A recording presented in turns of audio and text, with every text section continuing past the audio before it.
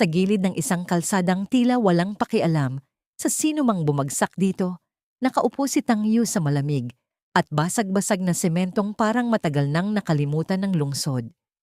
Ang ilaw mula sa mga billboard sa itaas ay kumikislap pababa, tumatama sa kanyang maruming jacket at gusot na buhok, ngunit hindi kailanman sapat upang tuluyang ipakita kung sino siya, na para bang kahit ang liwanag ay may sariling paghusga kung sino ang dapat nitong bigyan ng pansin. Dumadaan ang mga tao ng mabilis, ang bawat hakbang ay may direksyon, may layunin, may patutunguhan, habang siya ay nananatiling parang isang bagay na hindi kabilang sa daloy ng mundo, isang aninong nakadikit sa gilid ng eksena na walang gustong maging bahagi.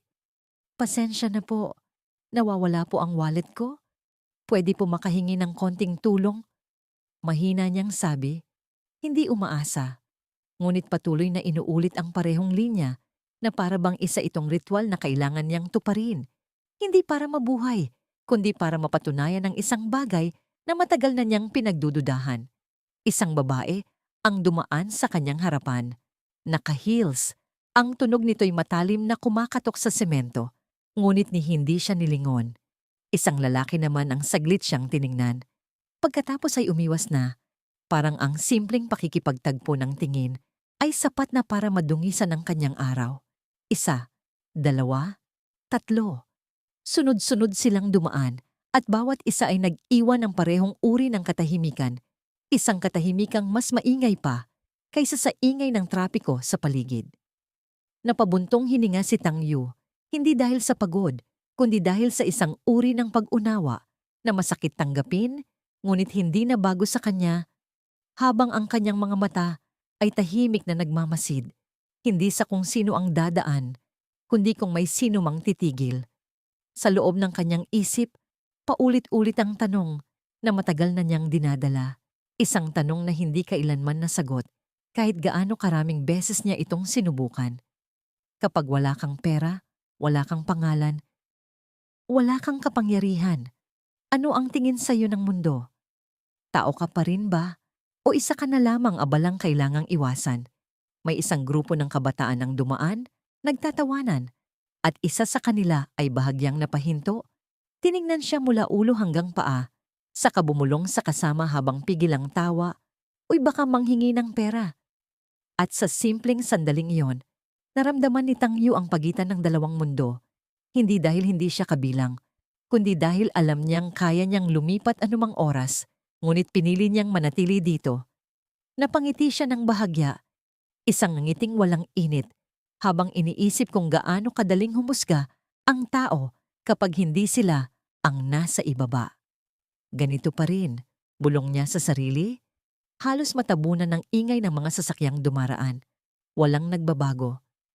Ngunit sa likod ng kanyang tahimik na boses, may isang bagay na hindi nakikita. Isang uri ng pagsusuri, isang eksperimento na mas malalim kaysa sa simpleng paghingi ng limos. Dahil ang bawat taong lumalampas sa kanya ay parang isang sagot na hindi niya gustong marinig, ngunit patuloy pa rin niyang hinahanap. Sa sandaling iyon, isang pamilyar na boses ang biglang sumingit sa pagitan ng kanyang mga iniisip. At ang simpleng tunog nito ay sapat upang patigilin ang lahat sa loob niya, na parang may isang pinto sa nakaraan na biglang bumukas ng walang babala. Hoy, sandali. Dahan-dahan siyang napatingin at doon niya nakita ang tatlong taong papalapit. Maayos ang bihis, malinis, at halatang kabilang sa mundong matagal na niyang iniwan. Ngunit mas masakit kaysa sa pagkakaibang iyon ay ang pagkilalang unti-unting lumitaw sa kanilang mga mata. Hindi ba? Siya yon, sabi ng lalaki. Ang tono ay may halong pag-aalinlangan at amusement, na para bang sinusubukan niyang alalahanin kung saan niya nakita ang isang bagay na ngayon ay tila hindi na dapat kilalanin. At sa sandaling iyon, bumalik ang lahat kay Tang Yu, mga lumang classroom na amoy chalk, mga araw na puno ng ambisyon, mga pangarap na tila napakalapit noon, ngunit ngayon ay parang kwento na lamang ng ibang tao.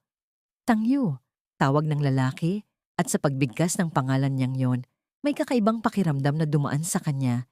Hindi sakit, hindi galit, kundi isang malamig na uri ng pagtanggap na parang matagal na niyang alam na ganito ang mangyayari. Hindi siya agad sumagot, pinili niyang titigan lamang sila na parang sinusubukang alamin kung may natitira pa bang bakas ng dati nilang pagkakaibigan. Ngunit ang nakita niya ay hindi na pamilyar. Ito ay mga taong tumitingin sa kanya na parang isang kwentong hindi nila gustong maalala. Grabe, ano nangyari sa'yo? Tanong ng babae. Ang boses ay may halong pagkabigla at panghuhusga, at sa simpleng tanong na yon, napagtanto ni Tang Yu kung gaano kalayo ang pagitan nila ngayon. Ano nga ba ang isasagot niya? Na pinili niyang maging ganito? Na ang lahat ng ito ay isang pagsubok lamang? Na sa likod ng maruming itsura na nakikita nila ay may isang mundong hindi nila kayang abutin? Hindi nila maiintindihan at marahil ay hindi na rin niya gustong ipaliwanag. Halika na, sabi ng lalaki sa kasama. Bahagyang tumalikod. Huwag na tayong lumapit, baka manghingi pa ng pera. At sa mga salitang yon, parang may isang bagay na tahimik na bumagsak sa loob ni Tang Yu. Hindi dahil nasaktan siya, kundi dahil muli niyang narinig ang katotohanang matagal na niyang sinusubukang patunayan. Ngunit bago sila tuluyang makaalis, nagsalita siya. Ang boses ay kalmado, halos walang emosyon, ngunit sapat upang patigilin sila. Sandali. Pwede po, makahingi ng tulong? Isang simpleng tanong. Ngunit sa likod nito ay isang pagsubok, hindi sa kanila, kundi sa sarili niyang paniniwala. Sandaling katahimikan ang sumunod, at sa katahimikang iyon, tila mas malinaw ang sagot kaysa sa anumang salita. Pasensya na, sagot ng babae, ngunit ang tono ay walang bigat, walang tunay na paghingi ng paumanhin. At pagkatapos ay tumalikod sila. Iniwan siya sa parehong lugar kung saan siya nagsimula, na para bang walang nangyari. Matagal siyang hindi gumalaw, habang ang ilaw ng mga sasakyan ay dumaraan at nagiiwan ng mahahabang guhit ng liwanag sa kanyang paningin. At sa bawat guhit ay parang may isang tanong na dumadaan din sa isip niya. Hanggang kailan niya ito gagawin? At ano ba talaga ang hinahanap niya? Ex-girlfriend. Mahina niyang bulong. Halos hindi niya narinig ang sarili. At sa sandaling iyon ay may isang maikling tawa na lumabas sa kanyang labi. Isang tawang walang saya, kundi puno ng pag-unawa. Hindi siya nasasaktan sa paraang iniisip ng iba, dahil ang sakit ay matagal na niyang nilampasan. Ang nararamdaman niya ngayon ay isang uri ng katahimikan na nagmumula sa pagtanggap na ang mundo ay hindi kailanman tumitingin sa kung sino ka, kundi sa kung ano ang meron ka. At sa ilalim ng malamlam na ilaw ng lungsod, habang ang hangin ay patuloy na dumadampi sa kanyang balat na parang malamig na paalala ng realidad, pinagtibay ni Tang Yu ang kanyang desisyon na manatili sa likod ng maskarang ito. Hindi dahil wala siyang ibang pagpipilian, kundi dahil may isang bagay pa siyang gustong makita. Isang tao na titigil hindi dahil sa awa, kundi dahil nakita siya bilang tao. At habang ang tanong na yon ay tahimik na umiikot sa kanyang isip, may isang anino ang biglang huminto sa harap niya. Hindi nagmamadali, hindi umiiwas, kundi sadyang piniling manatili. At sa unang pagkakataon sa gabing iyon, naramdaman niya ang kakaibang pagbabago sa hangin. Parang may isang bagay na magsisimula pa lamang. Hindi agad nakaimik si Tang Yu nang huminto ang babae sa harap niya, sapagkat sa buong gabing iyon ay sanay na siyang makita ang mga taong dumadaan na parang hindi siya umiiral. Kaya ang simpleng katotohanang may isang taong tumigil ay sapat na upang bahagyang magbago ang ritmo ng kanyang paghinga. At nang itaas niya ang kanyang tingin, ay doon niya nakita ang isang mukha na hindi naglalaman ng pag-iwas o pagkasuklam, kundi isang tahimik na uri ng pag-unawa, isang uri ng pagtingin, na tila hindi agad naghuhusga, na para bang sinusubukan munang makita kung ano ang nasa likod ng maruming itsura kaysa agad magpasya kung sino siya. Magkano ang kailangan mo?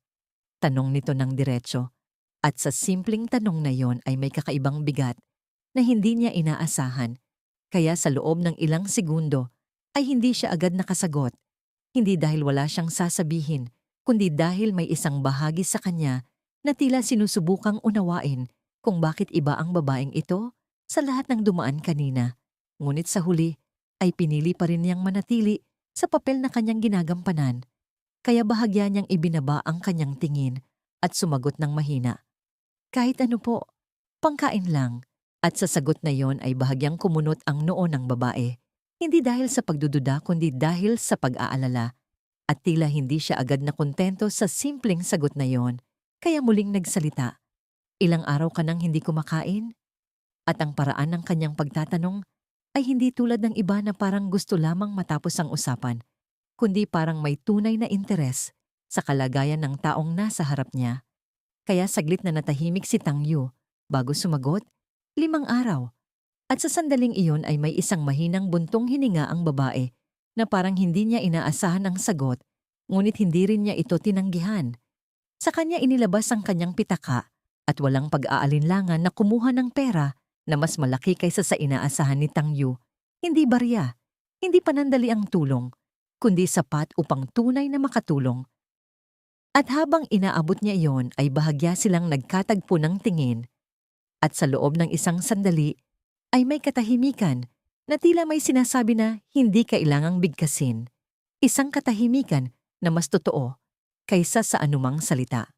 Ito, sana makatulong, sabi ng babae, at tinanggap iyon ni Tang Yu nang hindi agad nagsasalita. Ngunit sa loob niya ay may isang tanong na hindi niya maiwasang isipin. Kung bakit? Bakit sa lahat ng tao ay siya ang pinili nitong tulungan? At marahil ay nabasa iyon ng babae dahil bahagya siyang ngumiti at sinabing, hindi naman mahirap tumulong kung kaya mo, na para bang ang bagay na iyon ay napakasimple at walang halaga. Kahit na para kay Tang Yu, ay iyon ang eksaktong bagay na bihirang-bihira niyang makita.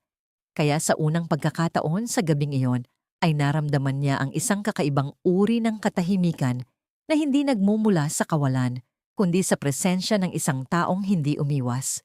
Salamat, sabi niya, at kahit simpleng salita lamang iyon ay may bigat na hindi niya inaasahan sa sarili niyang boses. Ngunit hindi na nagtagal ang sandaling iyon sapagkat tumunog ang telepono ng babae at agad niyang sinagot ito at kahit hindi sinasadya ay narinig ni Tang Yu ang ilang bahagi ng usapan. Oo, uuwi ako. Bukas na po. Oo, may dadalhin akong boyfriend.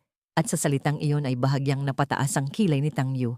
Hindi dahil may pakialam siya, kundi dahil sa kakaibang tono ng boses ng babae.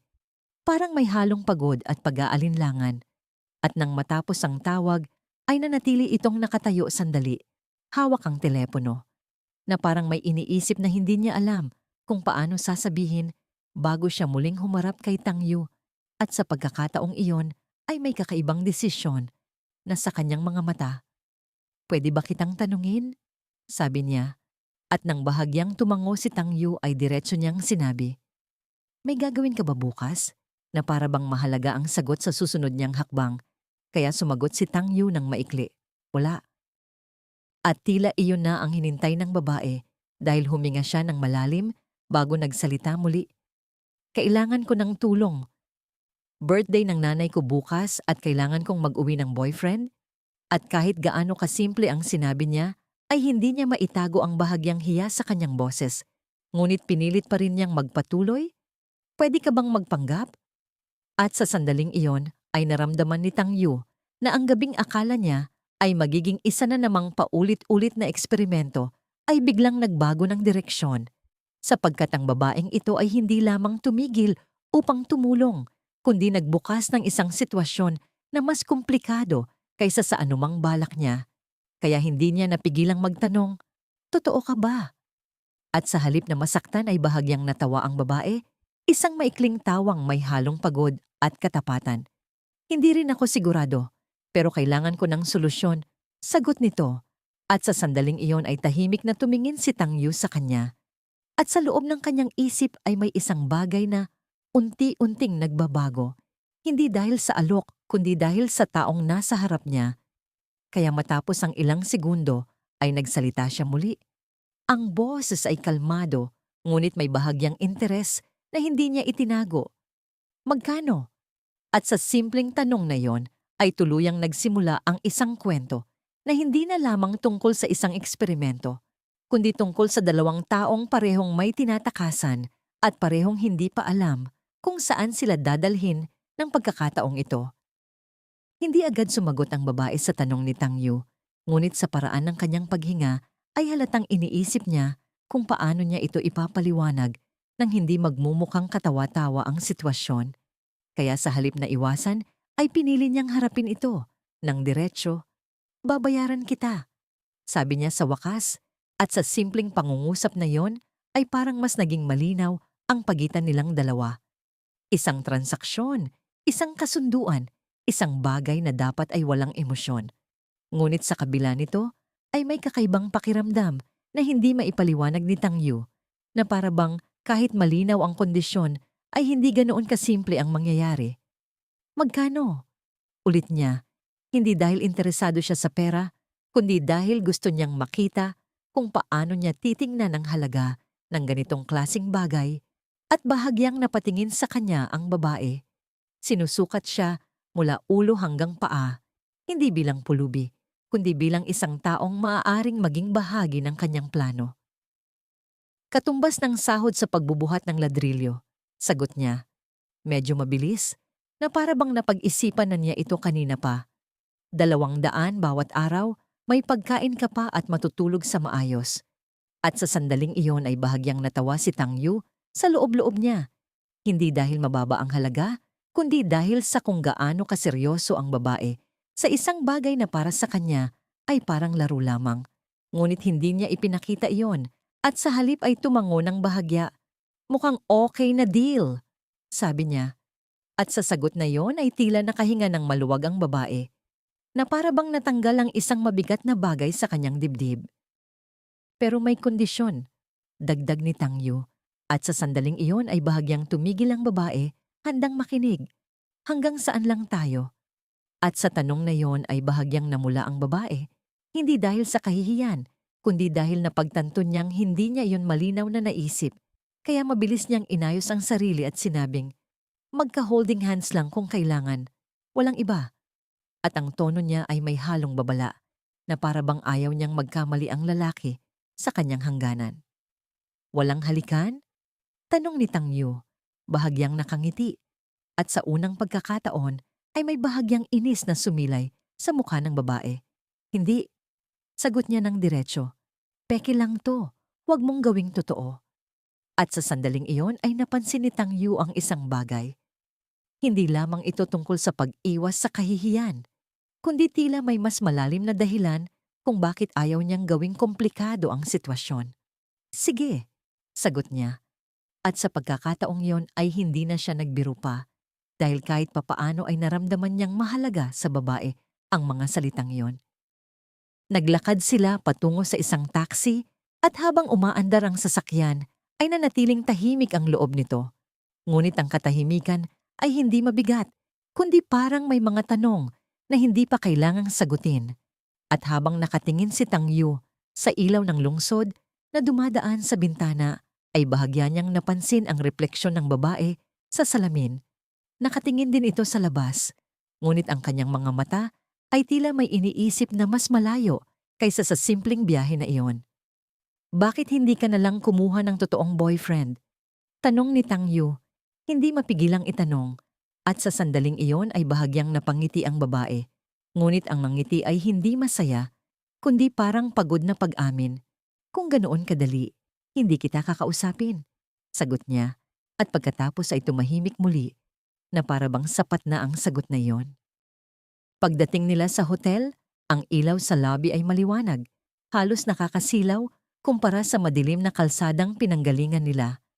At habang naglalakad si Tang Yu sa loob, ay ramdam niya ang mga tingin ng mga tao. Hindi dahil kilala siya, kundi dahil sa kaibahan ng itsura niya kanina at ngayon. Kahit hindi pa siya naliligo o nakapagpalit, ang simpleng pagpasok sa ganitong lugar ay sapat na upang magbago ang paraan ng pagtingin sa kanya. Maligo ka muna, sabi ng babae habang inaabot ang keycard, at sa sandaling iyon ay bahagya siyang tumigil. Hindi dahil hindi niya alam ang gagawin, kundi dahil sa kakaibang pakiramdam na unti-unting bumabalik sa kanya. Isang pakiramdam na matagal na niyang iniwan. Sa loob ng banyo, habang tumatama ang tubig sa kanyang balat, Unti-unting nawawala ang alikabok, ang dumi, ang maskara na ilang araw niyang suot. At habang pinagmamasdan niya ang sarili sa salamin, ay saglit siyang natahimik. Hindi dahil hindi niya kilala ang lalaking nakikita niya, kundi dahil sa kung gaano kadaling magpalit ng anyo, na para bang ang pagitan ng pagiging pulubi at pagiging isang normal na tao ay isang manipis na linya lamang na kayang burahin ng tubig at sabon. Ganito lang pala kadali, bulong niya sa sarili, at sa sandaling iyon ay muling bumalik ang tanong na matagal na niyang iniisip. Kung ganito kadali baguhin ang itsura, gaano kadali baguhin ang tingin ng mundo? Paglabas niya, malinis na ang kanyang itsura, ang buhok ay maayos na, at ang simpleng damit na ibinigay ng babae ay sapat upang baguhin ang kabuuan ng kanyang presensya. At nang makita siya ng babae, ay bahagyang natigilan ito, na para bang hindi niya inaasahan ang pagbabago. Ayos ka pala kapag inayos, sabi niya. At kahit simpleng papuri lamang yon, ay may kakaibang epekto kay Tang Yu. Hindi dahil pinuri siya, kundi dahil sa paraan ng pagkakasabi. Walang halong panghuhusga, walang halong pagmamataas. Pwede ba kitang tanungin? Sabi ng babae matapos ang ilang sandali. At nang tumango si Tang Yu ay bahagya siyang nag-alinlangan bago nagsalita. May gusto ka bang babae? At sa tanong na yon ay bahagyang napangiti si Tang Yu. Hindi dahil sa tanong kundi dahil sa kung gaano ito ka-irrelevant sa sitwasyon nila. Ngunit sa halip na umiwas ay sumagot siya ng diretsyo, oo. At sa sandaling iyon ay tila may kakaibang interes ang lumitaw sa mga mata ng babae. Anong klaseng babae? Tanong niya, at saglit na natahimik si Tang Yu bago sumagot. Yung katulad ng chairman ng Future Group. At sa sandaling iyon ay bahagyang natawa ang babae. Hindi dahil pinagtatawanan siya, kundi dahil sa kung gaano kataas ang pamantayan niya. Ambisyoso ka pala, sabi niya. At sa sagot na yon ay bahagyang ngumiti si Tang Yu. Siguro, sagot niya. Ngunit sa loob niya ay may isang bagay na hindi niya sinabi. Na ang babaeng hinahangaan niya ay hindi lamang isang imahe, kundi isang ideya ng lakas, talino at determinasyon. Kung ganoon, sabi ng babae habang inaayos ang kanyang buhok, magpanggap na lang tayo ng maayos bukas.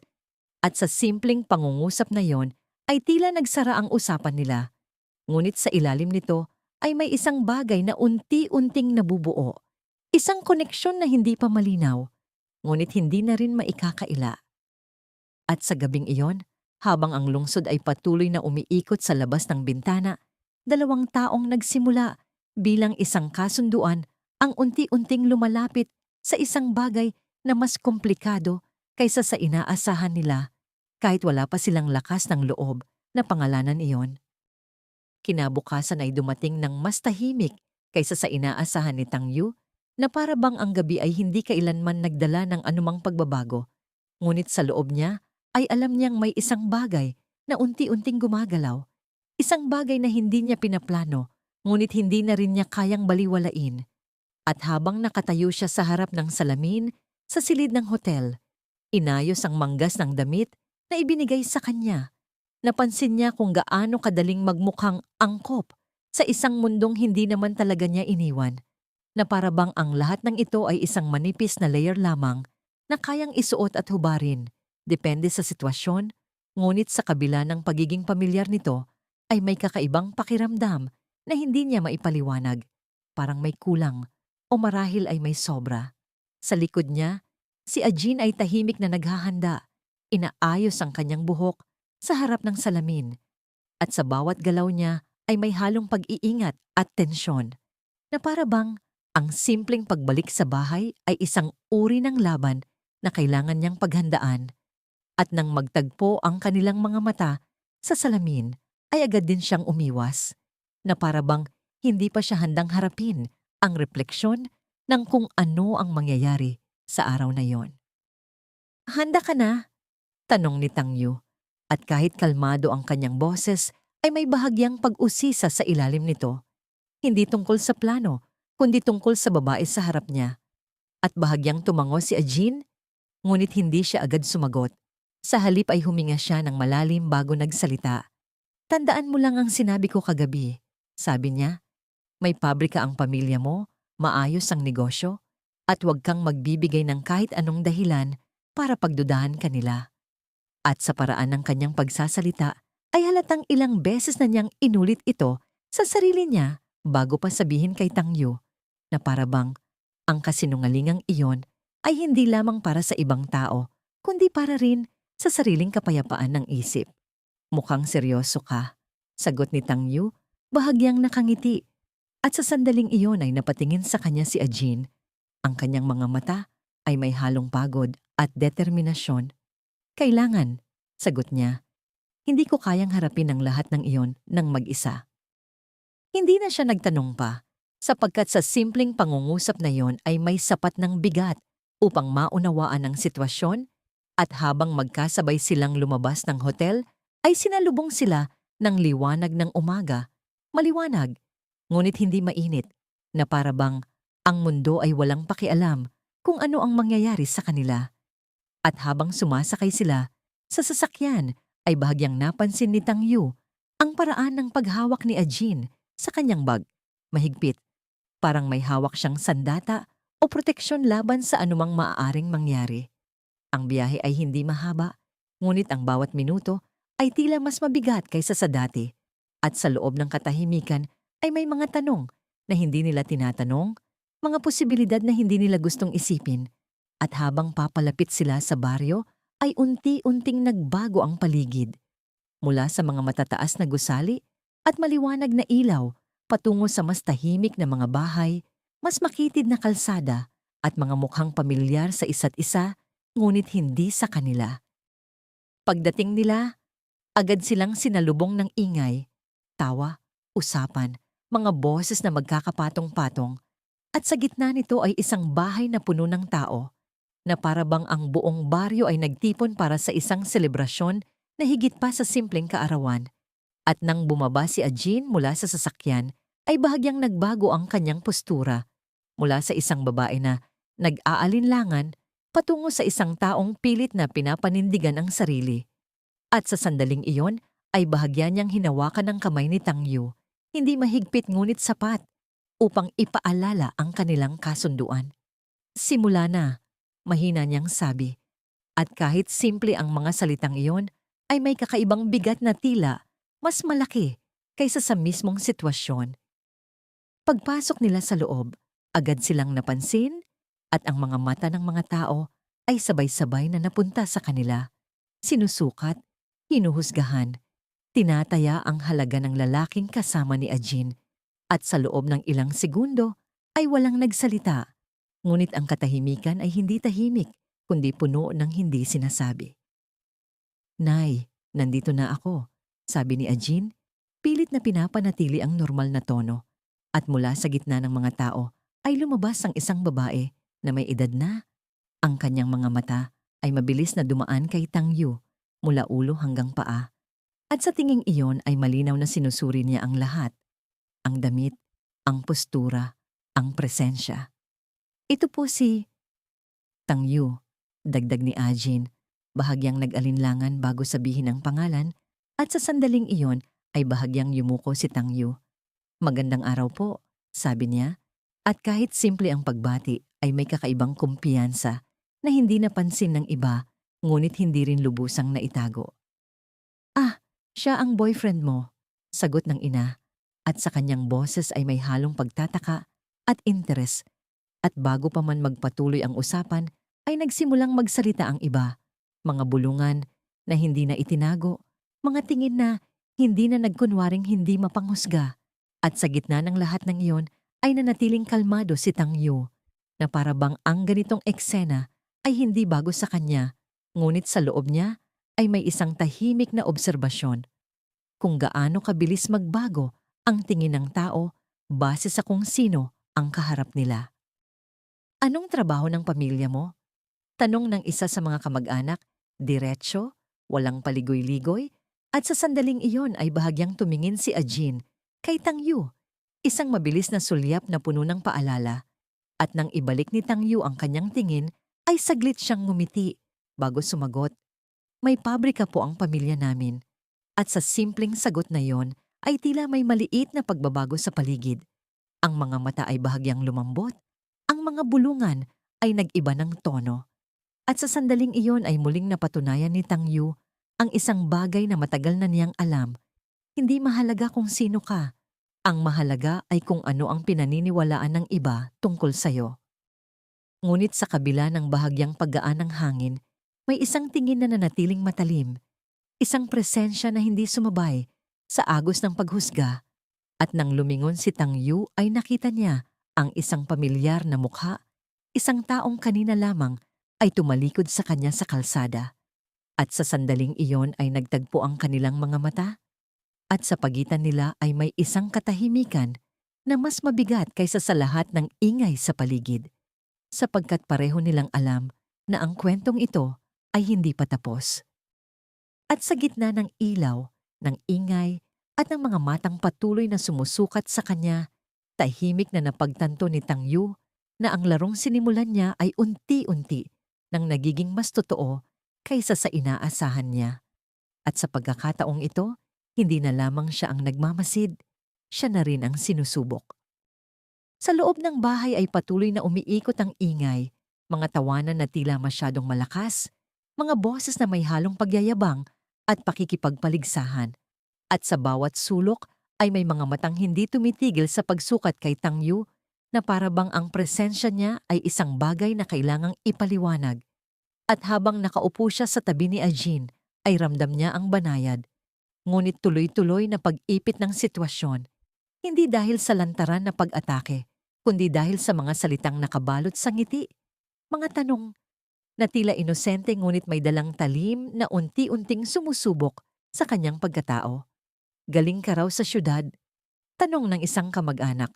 Ang tono ay parang interesado, ngunit ang mga mata ay hindi nagtatanong, kundi naghahanap ng butas. At bago pa makasagot si Tang Yu, ay bahagyang tumango si Ajin. Oo, doon siya lumaki, sagot niya. Mabilis, ngunit hindi halata, na para bang gusto niyang kontrolin ang direksyon ng usapan. Ngunit sa halip na matapos, ay lalo lamang itong nagbukas ng mas maraming tanong. Kung ganoon, siguradong malaki ang negosyo ng pamilya ninyo. Dagdag ng isa pa, at sa pagkakataong iyon ay sumagot si Tang Yu nang walang pag-aatubili. Sakto lang po.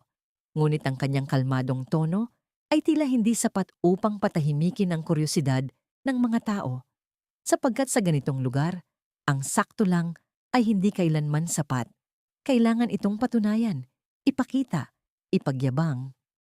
Sa kabilang banda ng mesa ay naroon ang lalaking kanina lamang ay tumalikod sa kanya sa kalsada. Ang dating kaklase na ngayon ay may ibang postura, ibang tingin, at sa paraan ng kanyang pag-upo ay halatang komportable siya sa atensyon, na para bang sanay siyang maging sentro ng paghahambing. Hindi ba't sinabi mo dati na gusto mong maging matagumpay? Tanong nito kay Tang Yu.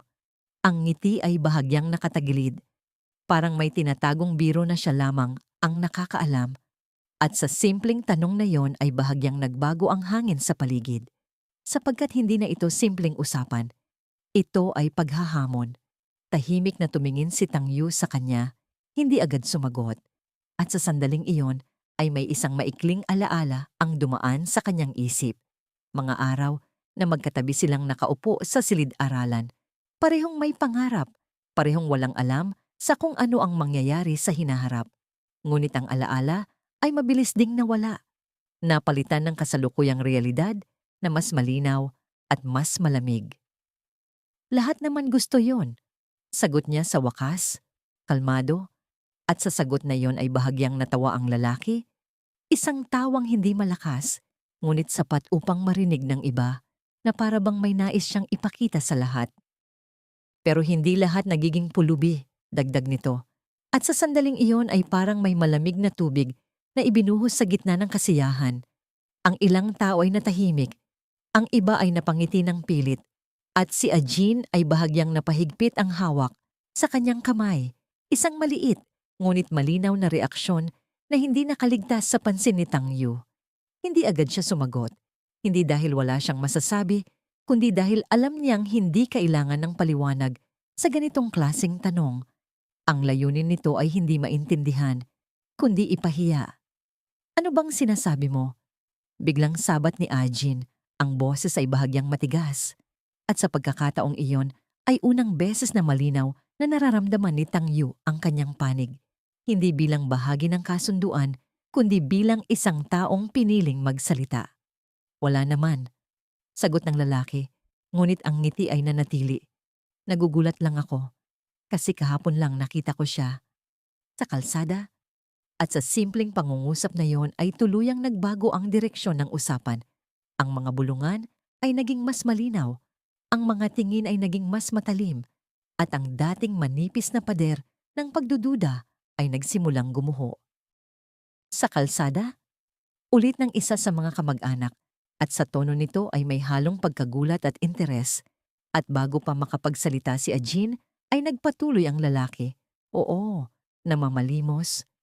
At sa sandaling iyon ay parang may pumutok na tahimik na bomba sa gitna ng silid.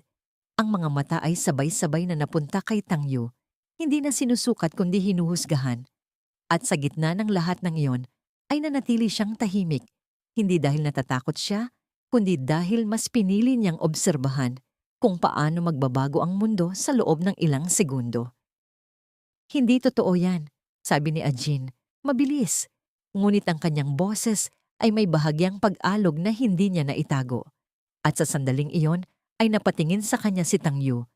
Hindi dahil kailangan niya ng pagtatanggol, kundi dahil sa kung paano niya pinili na magsalita kahit hindi siya sigurado. Talaga? Sagot ng lalaki. Bahagyang nakataas ang kilay.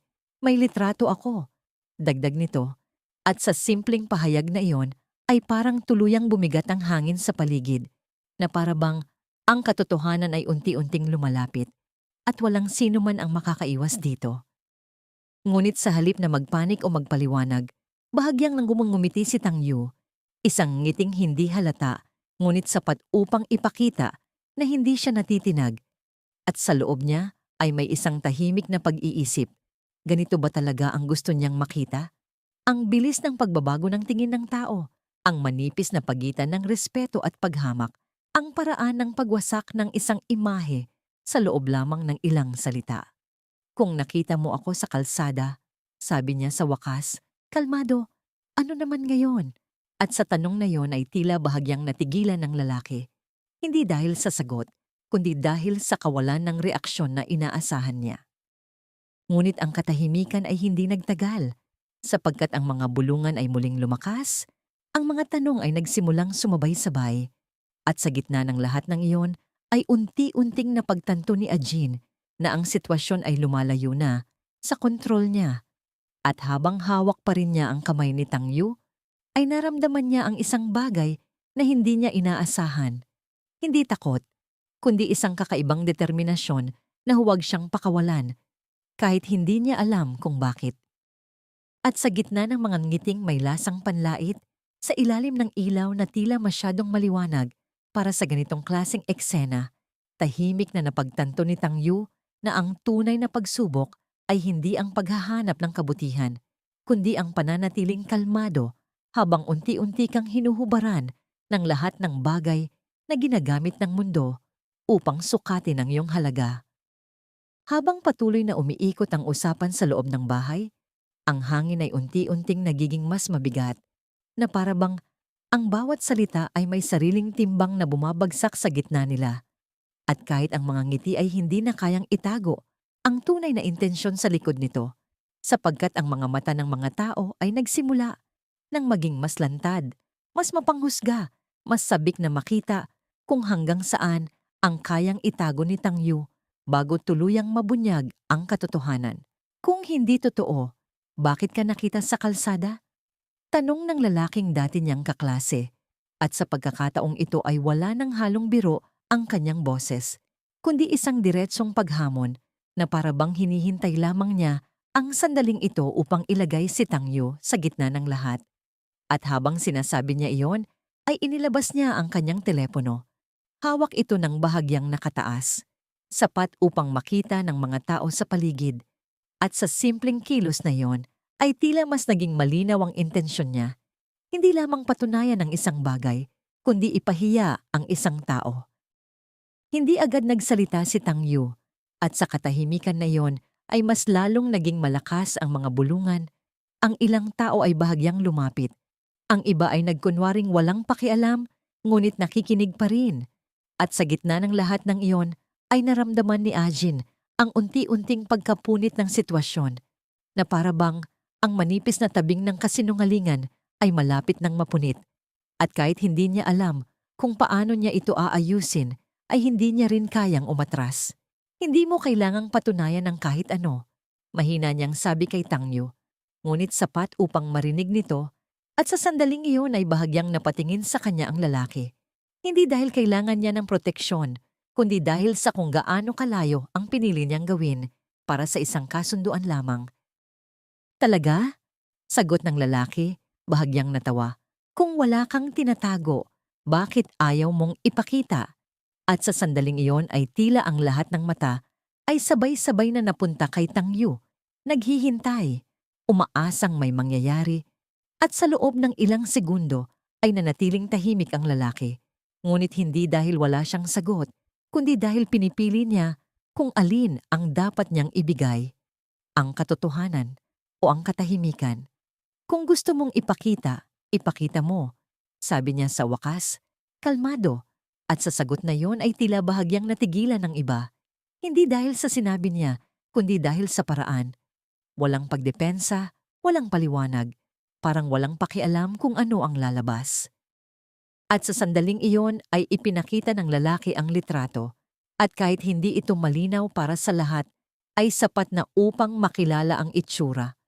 Ang maruming damit, ang posisyon sa kalsada, ang lalaking nakaupo na tila walang lugar sa mundong iyon. At sa loob ng ilang segundo ay tila tumigil ang lahat, bago unti-unting bumalik ang ingay. Ngunit sa pagkakataong ito ay mas mababa, mas matalim, mas puno ng paghatol. Totoo nga, bulong ng isa, at ang iba ay sumunod. Ang kanilang mga mata ay hindi na nagtatago ng paghusga, at sa sandaling iyon ay tuluyang bumagsak ang imahe na pilit na binuo ni Ajin mula pa kagabi. Ajin, ano ba to? Tanong ng kanyang ina. Ang boses ay hindi galit, ngunit puno ng pagkadismaya. At sa sandaling iyon ay naramdaman ni Ajin ang bigat ng lahat. Ang tingin ng pamilya, ang inaasahan ng mga tao, ang sarili niyang desisyon. At kahit gusto niyang magsalita, ay tila walang lumalabas na salita. Nagsimula siya, ngunit hindi niya natapos, sapagkat kahit siya ay hindi na sigurado kung ano ang dapat niyang ipagtanggol. Ngunit sa gitna ng lahat ng iyon, nanatiling kalmado si Tangyu, hindi gumalaw, hindi umatras, na para bang ang lahat ng ito ay isang eksena na matagal na niyang nakita, at sa loob niya ay may isang tahimik na pag-unawa, na ang sandaling ito ang pinakabuod ng kanyang ginagawa, ang punto kung saan ang lahat ng maskara ay nawawala at ang tunay na mukha ng mundo ay lumalabas. Kung pulubi ako, sabi niya sa wakas, ang boses ay hindi malakas, ngunit sapat upang marinig ng lahat. Ano ang problema? At sa simpleng tanong na yon ay tila may isang sandaling katahimikan na bumalot sa silid. Hindi dahil sa wala silang sagot, kundi dahil sa hindi nila inaasahan ang ganoong tugon. Anong problema? Ulit ng lalaki, halos hindi makapaniwala. Nagpapanggap ka dito, niloloko mo ang pamilya niya, at sasabihin mong walang problema? At sa pagkakataong ito ay may galit na sa kanyang boses. Hindi lamang dahil sa sitwasyon, kundi dahil hindi niya nakuha ang reaksyon na gusto niya. Hindi ako nagpapanggap, sagot ni Tangyu. Kalmado pa rin, ikaw ang nag-assume. At sa sandaling iyon ay tila lalo pang uminit ang hangin sa paligid, sapagkat ang simpleng sagot na iyon ay parang isang salamin na ibinalik sa kanila, pinapakita ang sarili nilang paghusga. Ajin, muli siyang tinawag ng kanyang ina, at sa pagkakataong ito ay mas mabigat ang tono, sabihin mo ang totoo. At sa sandaling iyon ay naramdaman ni Ajin na wala na siyang matatakbuhan, na ang kasunduan na akala niya ay simpleng solusyon ay naging isang bagay na hindi niya na kayang kontrolin. At habang nakatingin siya kay Tangyu ay may isang tanong na unti-unting lumitaw sa kanyang isip. Kung sino ba talaga ang lalaking ito? At kung bakit kahit sa ganitong sitwasyon ay hindi ito natitinag. Hindi siya, nagsimula siyang muli. Ngunit sa pagkakataong ito ay huminto siya at sa sandaling iyon ay may isang desisyon na unti-unting nabuo sa loob niya. Hindi perpekto, hindi sigurado, ngunit totoo. Hindi siya masamang tao, sabi niya sa wakas. At kahit simple ang mga salitang yon ay sapat upang baguhin ang direksyon ng sandali. Sapagkat sa gitna ng lahat ng akusasyon ay iyon lamang ang pinili niyang ipagtanggol. At sa sandaling iyon, sa gitna ng mga matang patuloy na naghuhusga at mga salitang patuloy na sumusugat, may isang bagay na tahimik na nabuo. Isang linyang hindi nakikita, ngunit malinaw na naghihiwalay sa pagitan ng mga taong tumitingin lamang sa panlabas at sa iisang taong piniling manatili kahit hindi niya alam ang buong katotohanan. Hindi pa tuluyang humuhupa ang tensyon sa loob ng bahay nang may isang boses mula sa labas ang biglang sumingit sa ingay, malakas at puno ng inis, na para bang may bagong problemang dumating na hindi kayang baliwalain ng kahit sino. At sa loob ng ilang segundo ay nagkagulo ang mga tao. Ang ilan ay lumabas upang silipin kung ano ang nangyayari habang ang iba ay nagtanong-tanong. At sa gitna ng kaguluhan ay bahagyang napabuntong hininga si Tang Yu. Hindi dahil sa pagod, kundi dahil sa kakaibang pakiramdam na tila ang mundo mismo ang kusang nagbabago ng eksena, na para bang may sarili itong ritmo na hindi niya kailangang kontrolin. May kotse na nakaharang sa daan, sigaw ng isang lalaki mula sa labas, at sa simpleng pangungusap na yon ay tila mas naging malinaw ang dahilan ng ingay, at unti-unting nagsimulang gumalaw ang mga tao palabas. Ang kanilang interes ay mabilis na lumipat mula sa usapan kanina patungo sa bagong sitwasyon, sapagkat sa ganitong lugar, ang anumang kakaiba ay agad nagiging sentro ng atensyon. Sumunod si Ajin, hawak pa rin ang kamay ni Tang Yu, na para bang ayaw niyang mawala ito sa gitna ng kaguluhan. At habang lumalabas sila, ay sinalubong sila ng isang eksenang puno ng inis at pagmamadali. Isang mamahaling sasakyan ang nakaharang sa makitid na daan. Ang makina ay tahimik, ngunit ang presensya nito ay sapat upang pigilan ang daloy ng mga tao. At sa tabi nito ay may ilang lalaki na tila nawawalan na ng pasensya. Kanino to? Tanong ng isa. Ang tono ay may halong galit at ang iba ay nagsimulang mag-usap-usap, nagtuturo, naghahanap ng may-ari, ngunit walang sumasagot. Kailangan nating alisin yan, sabi ng isa pa, at sa sandaling iyon ay tila naghanap ang lahat ng solusyon, ngunit ang problema ay malinaw. Walang susi, walang may-ari, at walang gustong managot kung sakaling may mangyari sa sasakyan. Sino marunong magmaneho? Tanong ng isang matanda. At sa pagkakataong yun ay nagkatinginan ang mga tao. Ngunit walang agad sumagot, sapagkat kahit marunong sila, ay hindi sila handang hawakan ang isang sasakyang hindi kanila. 3 minuto. Sigaw ng lalaking tila may-ari ng lugar. Kung hindi yan maalis, sisirain ko na lang. At sa boses nito ay may halong pagbabanta na hindi na biro. Sa gitna ng kaguluhan, may isang boses ang muling sumingit. Pamilyar, puno ng paghamak. Hindi ba't marunong ka raw? Sabi ng dating kaklase ni Tang Yu. Ang mga mata ay nakatutok sa kanya na parang may bagong larong gustong simulan. At sa sandaling iyon ay muling napunta sa kanya ang atensyon ng lahat. Ang mga tingin ay bumalik, mas matalim, mas sabik, na para bang naghihintay sila ng panibagong pagkakamali. Wala nga siyang kotse. Paano siya magmamaneho? Dagdag nito, at ang ilang tao ay bahagyang natawa. Ang iba ay tumango, na para bang sapat na ang narinig nila upang magpasya. Hindi agad nagsalita si Tang Yu, at sa loob ng ilang segundo ay pinagmamasdan lamang niya ang sasakyan, ang anggulo nito, ang espasyo sa paligid, ang distansya ng mga tao, na para bang ang lahat ay isang simpleng equation na kailangan lamang lutasin. At sa likod ng kanyang tahimik na mukha ay may isang bagay na unti-unting nagiging malinaw. Hindi na niya kailangang patunayan ang kahit ano, ngunit hindi rin niya kailangang umiwas.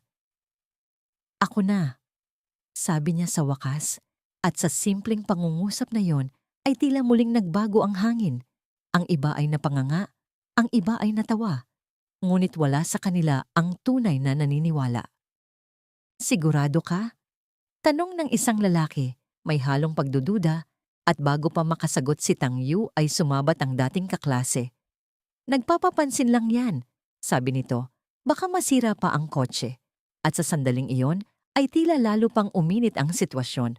Ngunit hindi na nagpaapekto si Tang Yu, sa halip ay lumapit siya sa sasakyan. Ang bawat hakbang ay kalmado, hindi nagmamadali, na para bang ang ingay sa paligid ay hindi niya naririnig. Wala kang susi, sigaw ng isa. Paano mo yan naandarin? Ngunit hindi siya sumagot. At sa halip ay bahagya niyang hinawakan ang pinto. Sinuri ang lock, ang alignment, ang maliit na detalye na hindi napapansin ng iba. At sa loob ng ilang segundo ay parang nagbago ang kanyang aura. Mula sa isang taong tahimik ay naging isang taong may kontrol. Isang presensyang hindi maipaliwanag, ngunit malinaw na naiiba. Panoorin niyo na lang, sabi niya. At sa sandaling iyon ay tila bahagyang natahimik ang paligid. Hindi dahil naniwala sila, kundi dahil may kakaibang kumpiyansa sa kanyang boses. Sa loob ng ilang sandali, ginawa niya ang isang bagay na hindi inaasahan ng lahat. Hindi magulo, hindi marahas, kundi eksaktong galaw na parang matagal na niyang ginagawa. At sa isang iglap ay bumukas ang pinto, ang makina ay umandar, at ang sasakyan ay dahan-dahang gumalaw na para bang kusang sumunod sa kanyang kontrol. At habang iniuurong niya ito mula sa daan ay tila bumagal ang oras. Ang mga mata ng mga tao ay hindi kumukurap. Ang ingay ay tila nawala. At ang tanging naririnig ay ang tunog ng makina na parang sumasabay sa ritmo ng kanyang galaw. Nang tuluyan niyang maiparada ang sasakyan sa tamang lugar, bumalik ang ingay.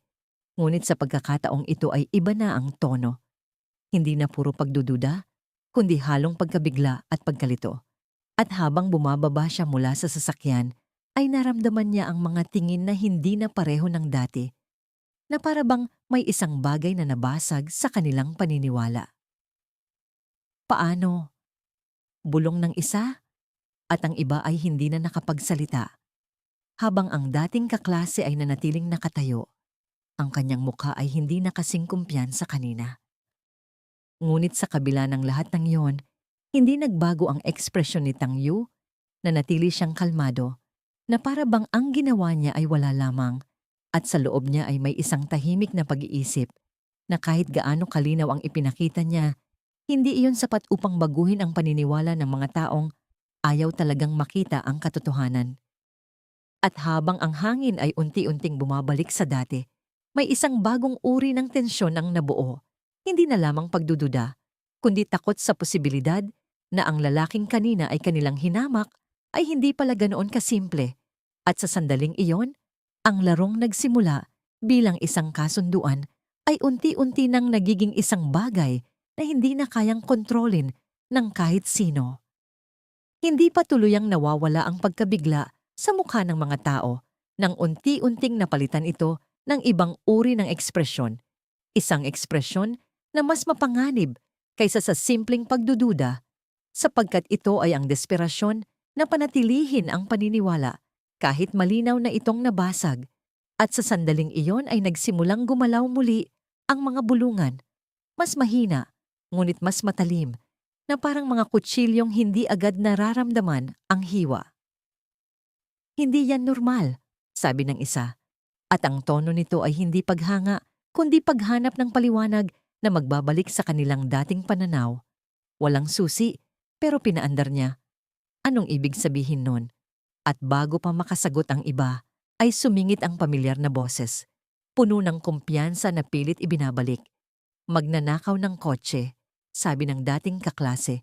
At sa simpleng tatlong salitang iyon, ay tila muling nabuo ang kanilang mundo, sapagkat mas madaling maniwala sa masamang paliwanag kaysa tanggapin ang isang bagay na hindi nila kayang unawain. Magnanakaw? Ulit ng isa, at sa pagkakataong ito ay may halong takot na sa boses, at ang ilang tao ay bahagyang umatras, na para bang ang presensya ni Tang Yu ay biglang naging banta at sa loob ng ilang segundo ay tila nabaligtad ang sitwasyon. Mula sa pagkabigla patungo sa pag-iwas, mula sa paghanga patungo sa pagdududa, at sa gitna ng lahat ng iyon ay nanatiling tahimik si Tang Yu. Pinagmamasdan kung gaano kabilis maghanap ng bagong kwento ang mga tao upang protektahan ang sarili nilang paniniwala. Hindi totoo yan, biglang sabi ni Ajin. Ang boses ay mas matatag kaysa kanina at sa pagkakataong ito ay hindi na siya nag-alinlangan. Tinulungan lang niya kayo. Dagdag niya at sa paraan ng kanyang pagsasalita ay malinaw na pinili na niyang tumayo sa panig ni Tang Yu kahit hindi pa rin niya lubos na naiintindihan ng lahat. Ngunit sa halip na tumahimik ay lalo pang lumakas ang mga boses sa paligid. Kung hindi magnanakaw, paano niya nagawa yon? Tanong ng isa. At ang iba ay sumang-ayon na parabang ang tanong na iyon ay sapat na upang muling ibalik ang duda. May teknik, sagot ni Tang Yu sa wakas. Kalmado pa rin, ngunit ang kanyang boses ay hindi na kasing walang pakialam tulad kanina, sapagkat naramdaman niya ang pagbabago sa hangin, ang paraan ng pagtingin sa kanya na parang hindi na lamang siya hinuhusgahan, kundi tinatanggihan. At sa sandaling iyon ay may isang maliit na bahagi sa kanya na napagod, hindi sa sitwasyon, kundi sa paulit-ulit na siklo ng pagtingin ng mundo. Teknik? Ulit ng lalaki. Natawa ng bahagya. Oo, teknik ng mga carjacker.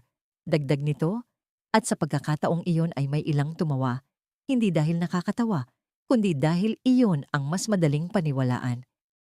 Tama na, sabi ni Ajin, at sa pagkakataong ito ay malinaw ang galit sa kanyang boses. Ngunit ang galit na iyon ay hindi sapat upang pigilan ang agos ng mga salita, sapagkat ang mga tao ay tila nakahanap na ng direksyon at ayaw na nilang bumalik. Ajin, sabi ng kanyang ina, ang tono ay mabigat. Hindi mo ba nakikita kung ano ang nangyayari? At sa tanong na iyon ay bahagyang natigilan si Ajin. Hindi dahil wala siyang sagot, kundi dahil alam niyang kahit anong sabihin niya, ay hindi na yun sapat upang baguhin ang isip ng iba. Hindi siya masamang tao, ulit niya, ngunit sa pagkakataong ito ay mas mahina ang kanyang boses na para bang kahit siya ay nagsisimulang mawala ng lakas. At sa sandaling iyon ay napatingin sa kanya si Tang Yu, hindi dahil kailangan niya ng pagtatanggol, kundi dahil sa kung gaano kalayo ang pinili niyang gawin para sa kanya. At sa loob niya ay may isang tahimik na pag-isip na ang babae sa harap niya ay mas matapang kaysa sa inaakala niya kahit hindi niya alam kung saan siya dadalhin ng lakas na iyon. Kung ganoon, sabi ng lalaki, ang ngiti ay bumalik, ngunit mas matalim. Patunayan mo. At sa simpleng hamon na iyon ay tila muling tumigil ang oras. Ang lahat ay napatingin kay Tang Yu. Naghihintay, umaasang may mangyayari, ngunit sa pagkakataong ito, ay hindi na ito simpleng palabas. Ito ay isang hatol na hinihintay lamang kumpirmahin. Ngunit sa halip na sumagot agad, bahagyang napatingin si Tang Yu sa paligid, sa mga mukha na puno ng pagdududa, sa mga mata na naghahanap ng dahilan upang itulak siya palabas. At sa gitna ng lahat ng iyon ay napagtanto niya ang isang bagay, na kahit anong ipakita niya, kahit anong patunayan niya, ang mga taong ayaw maniwala ay hindi kailanman maniniwala. Hindi ko kailangang patunayan ang kahit ano sa inyo, sabi niya sa wakas.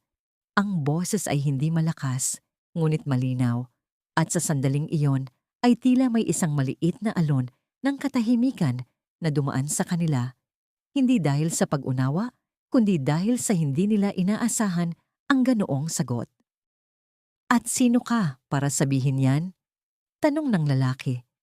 Ang galit ay halatang lumalabas, sapagkat sa unang pagkakataon ay hindi niya makontrol ang direksyon ng sitwasyon. At bago pa makasagot si Tang Yu, ay may isang boses na muling sumingit mula sa gilid, isang matanda. Ang tono ay mabigat, ngunit hindi galit. Sapat na, sabi nito, at sa sandaling iyon ay tila bahagyang humupa ang ingay, ngunit hindi ang tensyon. Sa gitna ng katahimikan, naramdaman ni Ajin ang bigat ng sitwasyon na parang unti-unting dumudurog sa kanya. Ngunit sa halip na umatras, ay mas lalo niyang hinigpitan ang hawak sa kamay ni Tang Yu. At sa simpleng kilos na yon ay may isang tahimik na pahayag na kahit hindi niya alam ang buong katotohanan, pinili niyang manatili. At si Tang Yu, na buong panahong nagmamasid lamang, ay sa unang pagkakataon ay hindi na lamang nakatingin sa mundo bilang isang eksperimento, kundi bilang isang bagay na may kinalaman sa kanya. Sapagkat sa gitna ng lahat ng paghusga, may isang taong hindi tumalikod, at ang simpleng katotohanan iyon ay sapat upang baguhin ang direksyon ng kanyang mga susunod na hakbang. Hindi agad nawala ang tensyon matapos ang katahimikan, bagkus ay parang lalo itong kumapal na para bang ang bawat segundo ay naghihintay ng isang bagay na magpapasabog muli ng sitwasyon. At sa gitna ng lahat ng iyon ay bahagyang tumingin si Tang Yu kay Ajin. Napansin ang pagkapit nito sa kanyang kamay, ang bahagyang panginginig na pilit nitong tinatago. At sa unang pagkakataon ay hindi na lamang niya ito nakita bilang bahagi ng kasunduan, kundi bilang isang taong nadadala na sa gitna ng apoy na siya mismo ang nagdala. Umalis na lang tayo, mahina nitong sabi, halos bulong, ngunit malinaw sa kanya. At sa sandaling iyon ay may isang simpleng opsyon na lumitaw. Pwede niyang tapusin ang lahat, umalis, iwan ang eksena, at hayaang manatiling ganito ang tingin nila sa kanya. Ngunit sa halip na sumunod ay bahagya siyang ngumiti. Hindi dahil gusto niyang manatili, kundi dahil alam niyang hindi pa tapos ang lahat. Sandali lang, sabi niya, at sa simpleng dalawang salitang yon ay tila muling nakuha ang atensyon ng lahat. Ang mga mata ay bumalik sa kanya, ang mga bulungan ay muling huminto, at sa sandaling iyon ay may kakaibang pakiramdam sa hangin. Isang pakiramdam na parang may mangyayaring hindi inaasahan. Hindi ba't gusto ninyong malaman kung sino ako? Dagdag niya, at sa pagkakataong ito ay hindi na siya nagkunwari ng pagiging mahina o walang pakialam, kundi nagsalita na parang may kontrol sa sitwasyon, at sa tono pa lamang ng kanyang boses ay may ilang tao ang bahagyang natigilan. Ano na naman to? Bulong ng isa, ngunit hindi na ito kasing lakas ng kanina, sapagkat kahit sila ay nagsimulang makaramdam na may kakaiba sa lalaking ito. Sinabi ko na kagabi, patuloy ni Tang Yu, may dala akong regalo, at sa sandaling iyon ay may ilang natawa. Ang iba ay nagkibit balikat, ngunit wala sa kanila ang lubos na naniwala. Regalo? Ulit ng dating kaklase. Ang nangiti ay bumalik, puno ng paghamak. Saan mo kukunin yon? At sa tanong na yon ay hindi agad sumagot si Tang Yu. Sa halip ay bahagya niyang inilabas ang kanyang telepono at tumawag. Isang simpleng kilos, ngunit sapat upang muling baguhin ang ritmo ng sandali. Nasaan na? Tanong niya, maikli, diretso, at sa kabilang linya ay may sumagot na hindi narinig ng iba, ngunit sapat upang tumango siya ng bahagya bago ibaba ang tawag. At sa sandaling iyon ay muling bumalik ang katahimikan, mas mabigat, mas puno ng inaasahan. Darating na, sabi niya, at sa simpleng pahayag na yon ay may ilang natawa muli. Ngunit ang tawa ay hindi na kasing sigurado tulad ng kanina. Anong darating? Tanong ng isa. At bago pa makasagot si Tang Yu, ay may isang boses mula sa labas ang sumingit, malakas, puno ng gulat. May konvoy, sigaw nito. At sa sandaling iyon ay tila sabay-sabay na napalingon ang lahat. Mula sa dulo ng kalsada, unti-unting lumitaw ang isang hanay ng mga sasakyan. Sunod-sunod, maayos ang galaw, ang ilaw ay kumikislap sa ilalim ng araw. At habang papalapit ang mga ito, ay tila unti-unting nawawala ang ingay ng mga tao. Napapalitan ng isang uri ng katahimikan na may halong takot at pagkalito. Ano to? Bulong ng isa, at ang iba ay hindi na makapagsalita, sapagkat ang eksenang nasa harap nila ay hindi bahagi ng mundong kinalakihan nila.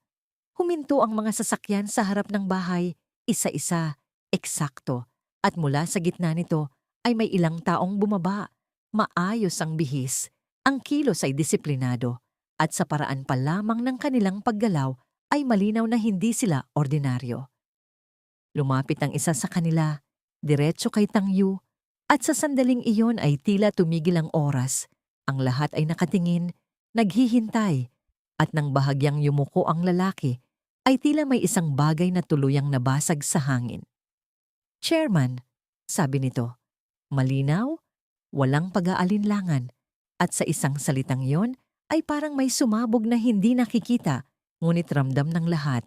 "Nadala na po ang regalo," dagdag nito. At sa pagkakataong iyon ay wala nang natawa, wala nang nagsalita, sapagkat ang realidad na pilit nilang tinatanggihan ay unti-unti nang humaharap sa kanila. "Ilabas ninyo," utos ni Tang Yu, at sa tono niya ay wala nang bakas ng lalaking nakaupo sa kalsada kagabi, kundi isang presensyang hindi kailangang magpaliwanag. At sa sandaling iyon ay binuksan ang isa sa mga sasakyan, inilabas ang isang kahon, at maingat na dinala sa harap nila.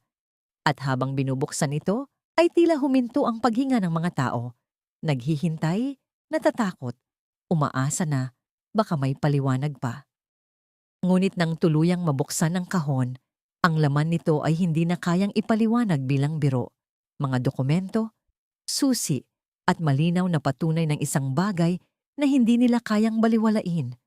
At sa sandaling iyon ay tila unti-unting bumagsak ang lahat ng sinabi nila kanina. Ang bawat panghuhusga, ang bawat paghamak, ang bawat tawang binitiwan nila nang walang pag-iisip. "Ito," bulong ng isa, nanginginig ang boses. "Totoo ba to?" At walang sumagot, sapagkat ang sagot ay nasa harap na nila. Tahimik na tumingin si Ajin sa lahat ng yon. Ang kanyang mga mata ay puno ng pagkalito. Hindi dahil sa hindi niya naiintindihan, kundi dahil sa hindi niya alam kung saan ilalagay ang sarili niya sa bagong realidad na ito. At nang bahagya siyang lumingon kay Tang Yu, ay doon niya nakita ang isang mukha na hindi na niya lubos na kilala. Hindi na lamang ang lalaking nakilala niya kagabi, kundi isang taong may mundong hindi niya pa nararating. At ngayon, sabi ni Tang Yu, dahan-dahan, ang boses ay hindi malakas, ngunit sapat upang marinig ng lahat. "May problema pa ba?" At sa simpleng tanong na yon ay wala nang sumagot, sapagkat sa unang pagkakataon, ang mga taong kanina ay puno ng salita ay nawalan ng kahit isang bagay na maibabalik laban sa kanya. At sa ilalim ng parehong ilaw na kanina ay naglantad sa kanya bilang isang pulubi. Ngayon ay ipinakita naman siya bilang isang taong hindi nila kailanman naunawaan. At sa pagitan ng dalawang larawang iyon ay nakatayo si Tang Yu. Tahimik, ngunit sa loob niya ay may isang tanong na muling bumalik. Kung ang mundo ay nagbabago ng tingin base sa kung ano ang ipinapakita mo, alin sa mga ito ang totoo? Ngunit ang katahimikan na bumalot sa lahat matapos mabuksan ng kahon ay hindi ang katahimikan ng pagtanggap, kundi ang katahimikan ng pagtanggi, isang sandaling puno ng pagkalito kung saan ang katotohanan ay nasa harap, ngunit ang isip ay ayaw pa ring sumunod. At sa loob ng ilang segundo ay tila walang gumagalaw, walang nagsasalita, hanggang sa may isang mahinang tawa ang pumutol sa hangin, hindi malakas, ngunit sapat upang sirain ang tensyon. At nang lingunin ng lahat, ang pinanggalingan nito ay nakita nila ang dating kaklase ni Tang Yu. Ang ngiti ay pilit ngunit matigas, na para bang desperado siyang ibalik ang mundo sa dating ayos nito. "Peke," sabi niya, at sa simpleng salitang iyon ay tila nakahinga ang ilan, na parang iyon ang sagot na gusto nilang marinig. Kahit sino kayang gumawa ng ganyan, dagdag niya, mas malakas na ngayon, at sa sandaling iyon ay muling nagsimulang gumalaw ang mga bulungan, ang mga mata ay hindi na ganoon katiyak, ang mga isip ay naghahanap ng dahilan upang hindi maniwala. "Tama," sabi ng isa, "pwedeng peke ang dokumento," at ang iba ay sumang-ayon. Hindi dahil may ebidensya kundi dahil iyon ang mas komportabling paniwalaan. At sa gitna ng lahat ng iyon ay tahimik na pinagmamasdan ni Tang Yu ang pagbabalik ng kanilang kumpiyansa, ang paraan ng kanilang pagkapit sa isang paliwanag kahit gaano ito kahina, at sa loob niya ay may isang tahimik na pag-unawa na ang katotohanan ay hindi kailanman sapat kung ang tao ay hindi handang tanggapin ito. "Ajin!" Muli siyang tinawag ng kanyang ina. Ang boses ay puno ng tensyon. Ano ba talaga ito? At sa pagkakataong iyon ay tila napilitan si Ajin na magsalita. Ang kanyang mga mata ay lumipat mula sa kahon patungo kay Tang Yu at sa loob ng ilang segundo ay naglaban ang dalawang realidad. Ang lalaking nakilala niya kagabi at ang lalaking nakatayo sa harap niya ngayon. Hindi ko, nagsimula siya, ngunit huminto. At sa sandaling iyon ay napagtanto niyang wala siyang sapat na sagot para sa alinman sa dalawang iyon. At ano ngayon? Muling nagsalita ang lalaki. Ang boses ay mas matapang, na para bang nakahanap siya ng panibagong lakas. Kahit may dala kang ganyan, hindi ibig sabihin ikaw ang sinasabi mo. At sa pagkakataong iyon ay may ilang tumango. Ang iba ay muling nagkaroon ng lakas ng loob na magsalita. At ang dating katahimikan ay napalitan ng panibagong alon ng pagdududa. Sino ka ba talaga? Tanong ng isa. At sa simpleng tanong na yon ay tila muling bumalik ang lahat sa simula. Ang paghahanap ng identidad, ang paghusga base sa nakikita. Ngunit bago pa makasagot si Tang Yu, may isang bagay na biglang nagbago. Isang tao ang sumingit mula sa gilid. Mabilis ang hakbang. Ang mukha ay seryoso. At nang makita siya ng ilan, ay agad silang napalingon. Sapagkat ang presensya nito ay hindi pangkaraniwan. At nang huminto ito sa harap ni Tang Yu ay bahagyang yumuko. Isang kilos na hindi na kayang baliwalain ng kahit sino. Chairman, sabi nito, malinaw. At sa sandaling iyon ay tila may isang alon na muling dumaan sa grupo. Mas malakas kaysa kanina, mas hindi na kayang itanggi. Ngunit sa kabila nito, hindi pa rin bumigay ang lalaki. Sapagkat sa puntong iyon ay hindi na lamang ito tungkol sa katotohanan, kundi tungkol sa pride, sa kung sino ang dapat manalo sa harap ng lahat. Chairman? Ulit niya. Natawa ng bahagya. Lahat na lang ngayon may chairman, dagdag niya. At sa sandaling iyon ay may ilang sumang-ayon. Kahit na ang kanilang mga mata ay nagsisimula ng magduda sa sarili nilang sinasabi. At doon, sa gitna ng kaguluhan, may isang desisyon na tahimik na nabuo sa loob ni Tang Yu. Na sapat na ang paglalaro, sapat na ang panunood, at kung may kailangang tapusin, ito na yon. Gusto ninyong malaman kung sino ako? Sabi niya, dahan-dahan. At sa pagkakataong ito ay wala nang pagtatago sa kanyang boses, walang pag-aalinlangan, at sa sandaling iyon ay tila muling natahimik ang lahat, sapagkat kahit hindi nila alam kung ano ang sasabihin niya, naramdaman nila ang bigat ng susunod na salita. Ako si Tang Yu. Patuloy niya, ang mga mata ay diretsyo, hindi umiwas, ang tagapagtatag ng Future Group, at sa sandaling iyon ay tila may isang sandaling hindi gumalaw ang mundo. Isang sandaling walang huminga, walang nagsalita, at pagkatapos ay dumating ang reaksyon, hindi pagkagulat, kundi pagtanggi. Imposible, sabi ng isa. Agad, at ang iba ay sumunod. Ang kanilang mga boses ay naghalo-halo, na parabang ang sabayang pagtanggi ay sapat upang burahin ang sinabi niya. Future Group, dagdag ng lalaki, ang tawa ay mas malakas ngayon, ngunit ang mga mata ay hindi na kasing sigurado. Alam mo ba kung gaano kalaki ang kumpanyang yon? At sa tanong na yon ay may ilang tumango, na para bang iyon ang huling depensa nila laban sa katotohanan. Hindi ka nga mukhang mayaman, sabi ng isa, at sa simpleng pangungusap na yon ay tila bumalik ang lahat sa pinakaugat ng problema, ang panlabas na anyo. Tahimik na ngumiti si Tang Yu, hindi dahil sa tuwa kundi dahil sa pamilyar na pakiramdam, at sa loob niya ay muling lumitaw ang parehong tanong na matagal na niyang hinahabol, kung gaano kalalim ang paniniwala ng tao sa kanilang nakikita at kung gaano kahirap baguhin iyon kahit ang katotohanan ay nasa harap na nila. Hindi kailangang magmukhang mayaman para maging mayaman, sabi niya, at sa pagkakataong iyon ay hindi na siya nakatingin sa kanila kundi kay Ajin, at sa sandaling iyon ay tila huminto ang lahat sa pagitan nila, sapagkat ang tanong ay hindi na lamang para sa iba, kundi para sa kanya. At si Ajin, na kanina ay puno ng pag-aalinlangan, ay nakatayo sa gitna ng dalawang mundo, ang mundong alam niya at ang mundong unti-unting nabubunyag sa harap niya, At sa loob niya ay may isang tahimik na tanong na hindi niya maalis. Kung alin sa dalawa ang totoo at kung alin ang dapat niyang piliin. Sa gitna ng magkahalong pagtawa at pagtanggi, ang pangalan ni Tang Yu ay tila naglaho sa hangin na parang isang biro na walang bigat, ngunit ang kakaibang bagay ay hindi ang kanilang reaksyon, kundi ang paraan ng unti-unting pagkaputol ng kumpiyansa sa kanilang mga mata. Sapagkat kahit pinipilit nilang huwag maniwala, ay may isang bagay sa presensya niya na hindi nila kayang tuluyang baliwalain. At habang tumatagal ang katahimikan, sa pagitan ng bawat pagtutol ay mas nagiging malinaw ang isang bagay, na ang mundo na pilit nilang pinanghahawakan ay unti-unting nagkakaroon ng bitak. Kung ikaw nga yan, sabi ng dating kaklase, ang boses ay hindi na kasing lakas tulad kanina, ngunit pilit pa ring matatag. Patunayan mo. At sa pagkakataong yon, ay wala nang halong biro ang kanyang tono, kundi isang huling pagtatangka na manatili sa kontrol ng sitwasyon.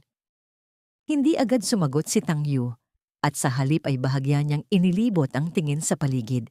Sa mga taong kanina ay puno ng paghusga, ngunit ngayon ay may halong pagdududa, sa mga matang hindi na kasing sigurado. At sa gitna ng lahat ng iyon ay may isang tahimik na desisyon na tuluyang nabuo sa loob niya, na hindi na niya kailangang ipaliwanag ang sarili sa paraang gusto nila, kundi ipapakita niya ito sa paraang hindi nila kayang baliwalain. May proyekto ka, di ba?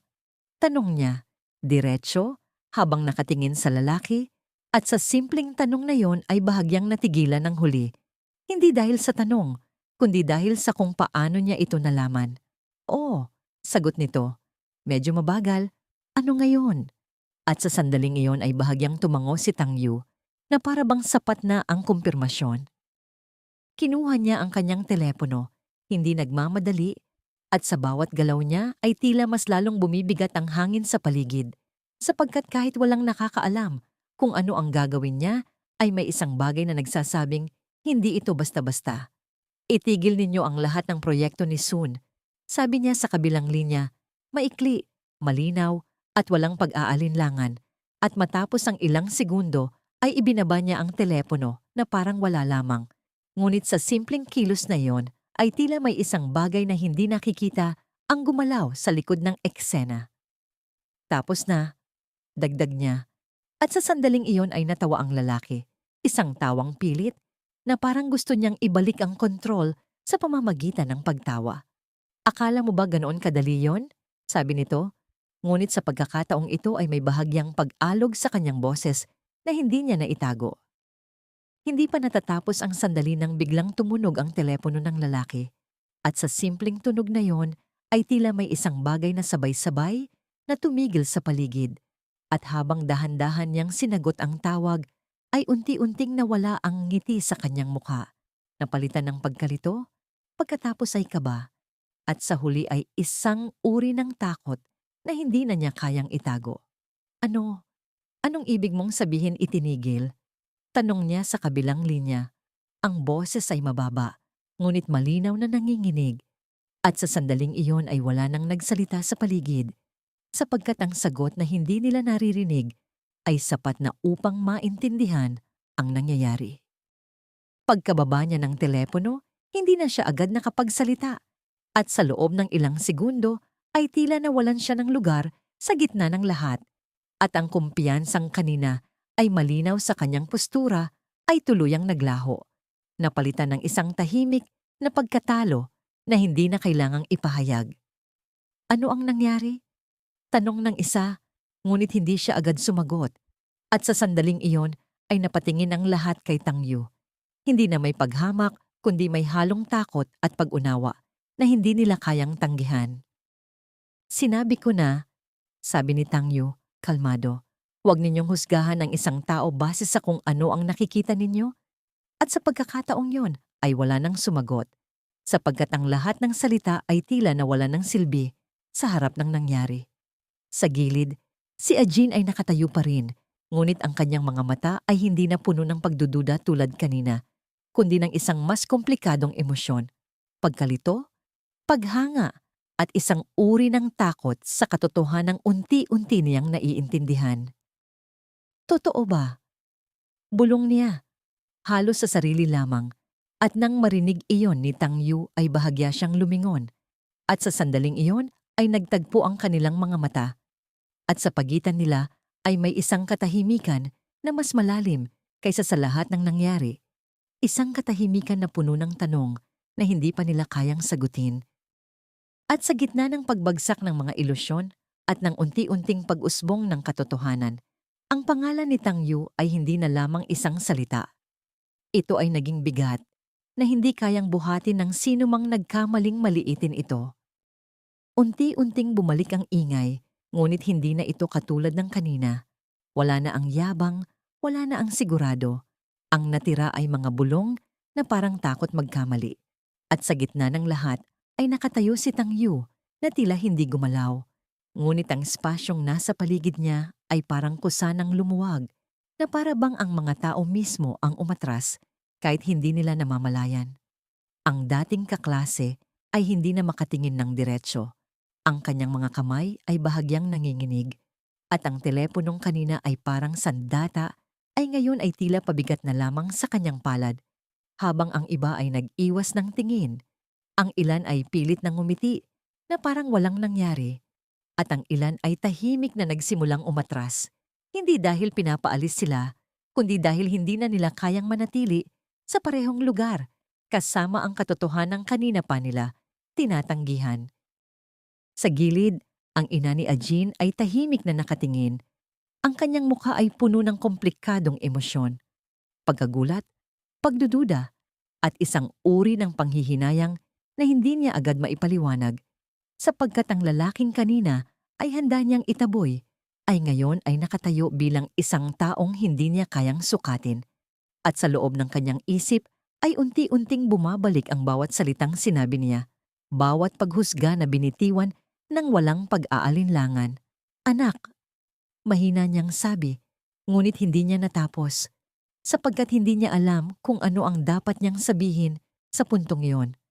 Paghingi ba ng paumanhin o pagtatangkang ibalik ang kontrol na matagal na niyang hawak sa loob ng tahanang iyon? Ngunit ang pinakatahimik sa lahat ay si Ajin, na nakatayo sa tabi ni Tang Yu, ngunit tila milya-milya ang layo sa loob ng kanyang isip. Ang kanyang mga mata ay nakatingin sa lalaking kanina, ay hawak lamang niya bilang isang solusyon, isang pansamantalang sagot sa problema. Ngunit ngayon ay unti-unting nagiging isang taong hindi niya kailanman naisip na makikilala niya sa ganitong paraan. Ikaw ba talaga? Bulong niya. Hindi na tinapos ang tanong, sapagkat ang sagot ay nasa harap na niya, ngunit ang pagtanggap nito ay ibang usapan. Hindi agad sumagot si Tang Yu, at sa halip ay bahagya siyang napatingin sa paligid. Sa mga mukha na ngayon ay puno ng katahimikan, at sa sandaling iyon ay may isang uri ng pagod na dumaan sa kanyang mga mata. Hindi dahil sa sitwasyon kundi dahil sa paulit-ulit na siklo na matagal na niyang pinagmamasdan. Ang pag-angat at pagbagsak ng tingin ng mundo base sa kung ano ang ipinapakita sa kanila. Hindi naman mahalaga kung sino ako, sabi niya sa wakas, dahan-dahan, at sa pagkakataong yon ay hindi na siya nagsasalita bilang isang taong may kapangyarihan, kundi bilang isang taong pagod na sa parehong tanong. Ang mahalaga ay kung paano ninyo pinili akong tratuhin bago ninyo nalaman. At sa simpleng pangungusap na yon, ay tila mas mabigat pa ang epekto kaysa sa lahat ng ipinakita niya kanina, sapagkat wala na itong kinalaman sa pera, sa kapangyarihan o sa pangalan. Ito ay tungkol sa kung sino sila bilang mga tao. Walang sumagot, sapagkat walang madaling sagot sa ganoong tanong, at sa gitna ng katahimikan ay bahagyang humigpit ang hawak ni Ajin sa kanyang kamay. Hindi dahil natatakot siya, kundi dahil sa isang bagay na hindi niya inaasahan.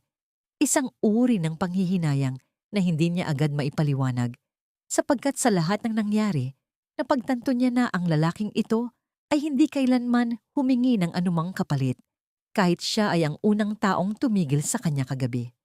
Bakit mo ginawa to? Tanong niya sa wakas, at sa pagkakataong yun ay hindi na ito tanong ng pagdududa, kundi tanong ng pag-unawa. Saglit na natahimik si Tang Yu bago sumagot. Ang kanyang mga mata ay hindi na kasing lamig tulad ng dati.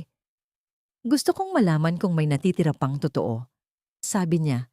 At sa simpleng sagot na iyon ay tila may isang bagay na dahan-dahang bumukas sa loob ni Ajin na para bang ang lahat ng nangyari ay hindi lamang aksidente kundi bahagi ng isang mas malalim na paghahanap.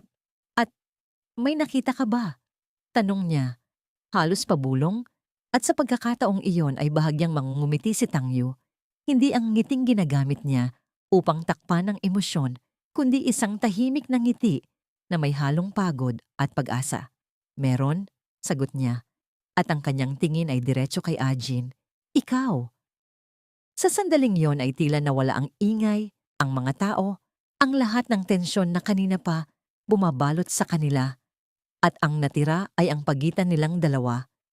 Isang pagitan na nagsimula bilang kasunduan, ngunit ngayon ay unti-unting nagiging isang bagay na hindi na kayang ipaliwanag ng simpleng salita. Ngunit sa kabila nito, may isang bagay pa ring nananatili.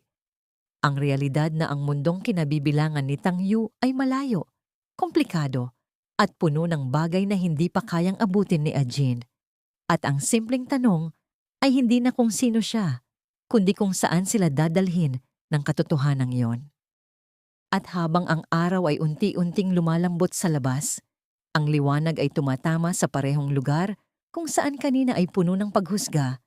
Ngayon ay tila mas tahimik, mas mabigat, na para bang ang bawat isa ay napilitang tumingin sa sarili nila kahit sandali lamang, at sa gitna ng lahat ng iyon ay dahan-dahang binitawan ni Tangyu ang kamay ni Ajin. Hindi dahil gusto niyang lumayo, kundi dahil alam niyang may mga bagay na hindi maaring pilitin. Tapos na ang kasunduan natin, sabi niya, mahinahon, at sa simpleng pangungusap na iyon, ay tila may isang bagay na bahagyang bumagsak sa loob ni Ajin. Hindi malakas, hindi dramatiko, kundi isang tahimik na uri ng pagkawala na mas mahirap tanggapin. Ngunit bago siya tuluyang lumayo, saglit siyang huminto, hindi lumingon, at sa sandaling iyon ay may isang huling bagay na iniwan niya, hindi bilang chairman, hindi bilang car god, kundi bilang taong minsang umupo sa gilid ng kalsada at naghintay na may tumigil. Hindi lahat ng bagay ay kayang sukatin ng pera, sabi niya.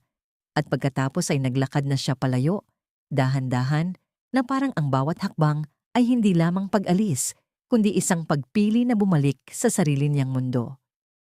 At si Ajin ay nanatiling nakatayo, tahimik, habang pinagmamasdan ng likod ng lalaking unti-unting nawawala sa liwanag, at sa loob niya ay may isang tanong na hindi na mawawala.